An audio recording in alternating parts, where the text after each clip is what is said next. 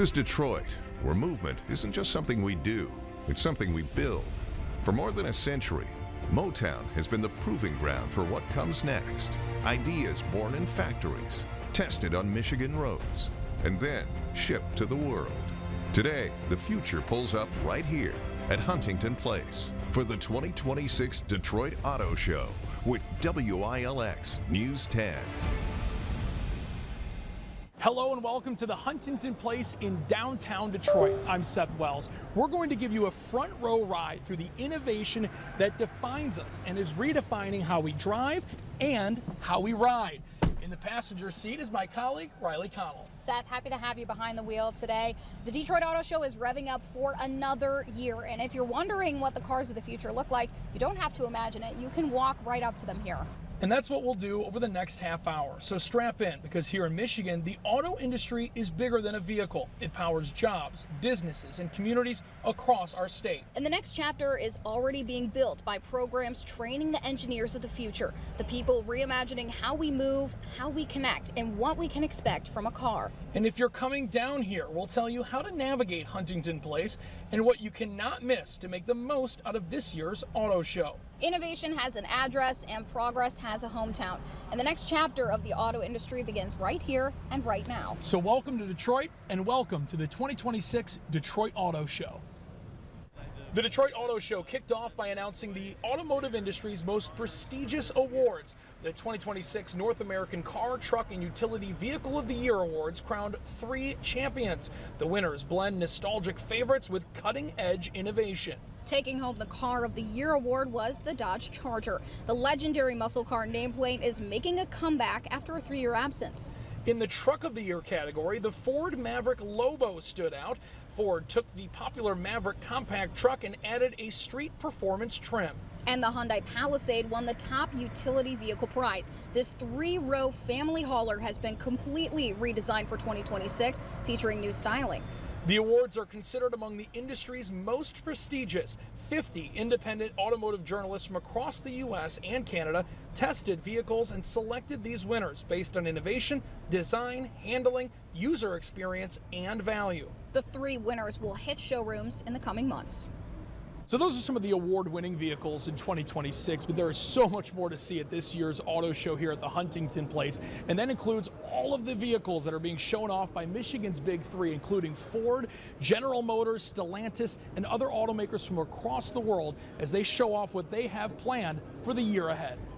Many of the automakers let you get in the vehicles themselves for some of the new models. This is the 2026 Blazer EV SS. And not only can you kind of sit in it, get a feel for it, but you can even go over to a different test drive area and see how the vehicles feel when they're moving. Not quite a normal test drive, as you can't get behind the wheel yourself, but this ride-along experience at the auto show allows you to feel the acceleration of many of the new vehicles on display.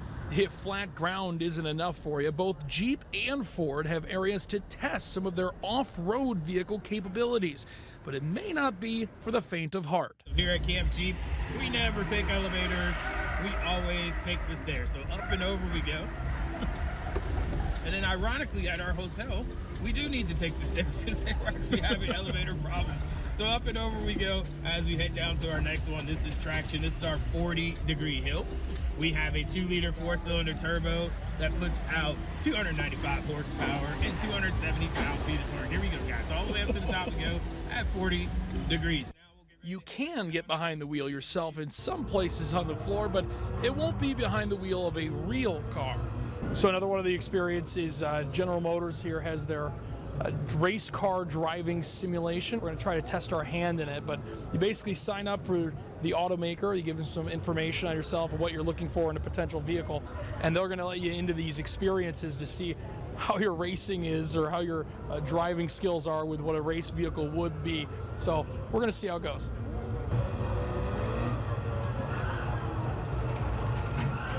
Yep, I'm terrible. This is expected. I hope whoever comes here this week is a little bit better at this than I am.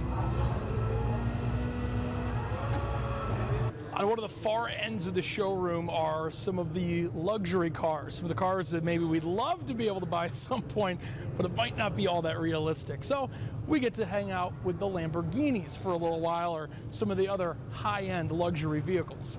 Do you maybe have a favorite part in there or not? You know, I don't know that I have a favorite part, but it is interesting to see kind of the differences in the different sections that you go to. So we have, the Michigan Overland Adventure. It's all about ruggedness and outdoors. And then you walk over to the other side of the hall and you have this huge performance stage, which is gaudy and glitzy. And so there's so many different elements of this show. It really is unique to walk around the floor.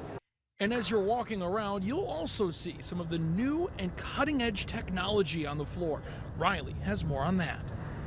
Here at the Detroit Auto Show, people are stepping right into the future, from cars that run entirely on batteries instead of gas to buses that drive themselves. Industry partners are showing off what's new in automotive technology. It can drive on fixed routes. It can also be shareable.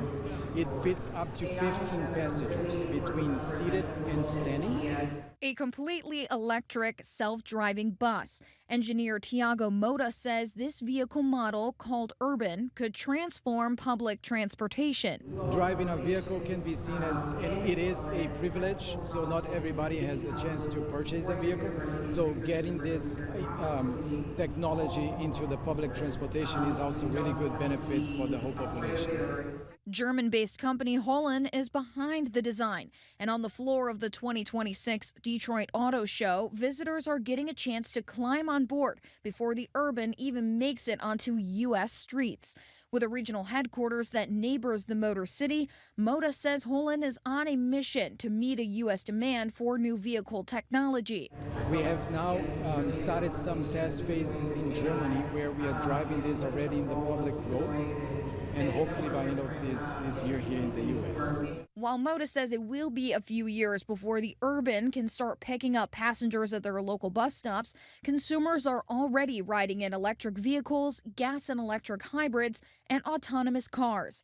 Automakers are the driving force behind the assembly and sale of this new technology, but it's companies like Aisin that supply the parts to make them move. Executive Vice President of Business Management Chuck Sanders says Aisin is working with nearly every automaker out there, doing business on a global scale, including a Michigan office. Now, there's new technology across everything in the vehicle. There's always new materials that we're looking at, how to control it, how to integrate things, make cars lower cost, cheaper, easier to use for the consumers, and most of all, safe. Making vehicles better across the board is a shared goal for automakers and suppliers. But when it comes to electrifying the industry, there are bumps in the road. Last year, the Trump administration put an official end to federal tax incentives for electric vehicle ownership. During an auto show panel discussion, former U.S. Transportation Secretary Pete Buttigieg said government pullback on electric vehicles is a hindrance. But it's very clear that charging networks, which are kind of the Achilles heel of EV adoption in this country, won't quite get to where they need to be without subsidies and supports. Some experts have raised concerns about how those policy changes will impact the stability of the auto industry, especially new taxes on foreign auto parts. Sanders says he is confident Aisin can adapt. We're ready in either side. So we have like hybrid vehicle and electric vehicles, conventional vehicles. It's whatever the customers are looking for. We have that whole lineup of products. But it does shift our focus a little bit back into some of the previous technologies, and especially more interest these days in hybrid technologies. Despite some of that uncertainty with federal policy changes, engineers, designers, auto industry leaders here at the auto show say they believe this technology is coming one way or another, and they say they're ready for whatever changes come next. And the new tech isn't just in the cars that drive on our streets, it's in the roads themselves. Michigan State University researchers have developed a new kind of concrete that is self-heating and self-healing. Bobby Cushing introduces us to that new form of concrete that is longer lasting and easier to repair than what we're driving on right now. Across the globe, more than 18 billion cubic yards of concrete are used each year. It makes up our sidewalks, streets, and infrastructure. But a new form of concrete is aiming to expand what is possible. Our concrete bend instead of cracking. And we add one very key feature, the self-heating property. Bill Jin is leading the research project at Michigan State University. He says this concrete won't fracture due to pressure, but will have thin cracks allowing it to bend. That makes it 2 times stronger in terms of compression than normal pavement, giving it a longer, useful lifespan. In the laboratory, the accelerated test, and shows you can last for 3 or 4 times longer than normal concrete. Jin says the project from conception to demonstration took a couple years, but is proud of what came of it. University President Kevin Guskowitz says this is the type of innovation that separates Michigan State from other universities. We're proud of the work that we do at Michigan State with regard to solving the grand challenges of our time, and certainly here in Michigan, our roads, they need something new, something innovative. The sidewalks, and with the weather that we experience here, and on and around campus, President Guskowitz knows how important long-lasting infrastructure is. Everything we can tell, there will be a significant cost savings if this can be taken and scaled in the right way. Certainly there's a lot of testing that needs to be done, but this is the beginning of a pilot project. While there is still more testing to be done, Guskowitz calls this a game changer. In East Lansing, Bobby Cushing, News 10. Now, researchers say this new form of concrete can be used on Air Force runways, and Riley, it even holds the potential to be used for space exploration, like trips to the moon or even Mars. I mean, Seth, it is incredible, and that innovation is unfolding right in front of us, not just on the assembly line, but in the classroom. Schools like Michigan State, Wayne State, the University of Michigan are training the engineers of the future today. I had a chance to see firsthand the people and the programs that are reimagining the driving experience from the ground up, making cars smarter, safer, cleaner, and more connected than ever before. Our cameras, GNSS, radar systems. Those may not sound like your typical car parts, but at Michigan State University's Department of Mobility and Innovation, they're just as critical as mufflers, motors, and brakes. All of these are used by MSU professors to help train an autonomous vehicle to understand, its localization, where it is on the road, to be able to perceive what objects are that it's detecting. Autonomous or self-driving cars have taken center stage at MSU Mobility, along with other fully electric and hybrid vehicles. Mobility Research Director Judd Herzer says students are getting their hands on this technology every day, developing the kind of unique skill set that major auto companies are after. While your traditional mechanical engineer, electrical engineer, computer science engineer are still very much in high demand, so too is this kind of new age engineer that has a little bit of everything. I knew I wanted to do engineering, I knew I wanted to do mechanical engineering. I like working with my hands. Tom Gilbert is on track to become a mechanical engineer, literally. He's a senior member of the MSU Baja racing team. These students are getting hands-on experience, both in design, manufacturing, and validation and testing. And so they're able to go from, learning the theory in class, applying the theory at Baja, and then they go and, get their hands dirty in there, and then they can go to their employers and have that experience. They have work experience before they ever start work. Gilbert and his team have the chance to show off their work at this year's Detroit Auto Show, an opportunity to put MSU's engineering program in the spotlight and network with their potential future employers. We've had people go to all the big three, and here in Michigan too. So it's been a really, good relationship with them, for that. Building that classroom to workplace pipeline is the focus for Jennifer Jennings, Associate Director of Career Development for the MSU Michigander Scholars Program. In my role, I'm spending a lot of time with both the students and industry partners, as well as our community here on campus and off campus throughout the state, to engage with students to make them more aware of great opportunities here in the great state of Michigan. The Scholars Program is designed to keep young workers in the state of Michigan. New tariffs on foreign trade, shifting gears of electric vehicle demand, and artificial intelligence are pushing the auto industry to adapt. Jennings believes her scholars are ready for that. Students, I think, come in knowing, but also what we really work with them on is knowing that things do change. We have to be adaptable, right, as humans, especially as engineering students wanting to go in, many of them, into the workforce. Gilbert says he's been prepared for this ever-changing industry, and he's ready to be at the center of it. after rounding out another year with his Baja team. We're back and we're better than ever, and we're shooting for the stars. And so I'm really excited to be part of that push, and I'm excited to see where the team goes. And I'm excited to continue my career in the industry. Those young engineers are eager to get out there and get their hands on the technology of the future. And Michigan State University tells me they have a lot of strong partnerships with some of the companies on the floor today. And we're also focusing on how this 12-day event impacts the city of Detroit.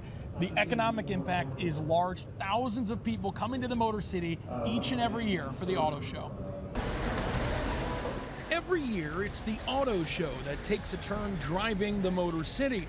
Detroit may have put the world on wheels, but for several weeks every year, the industry returns the favor with an economic boost to the city. The economic impact is huge. I think last year we had estimates between the start of move-in in December to the end of January. The economic impact was anywhere between $350 and $370 million. That's because people are going to hotels, they're going to restaurants during this time of year, and of course everything that's happening here at Huntington Place. So it's huge, and we're a great partner of the city, and they're a great partner of us, and so we just want to support it any way we can. Clement also had this message to anyone who may be on the fence on whether or not to attend. This isn't the same old auto show.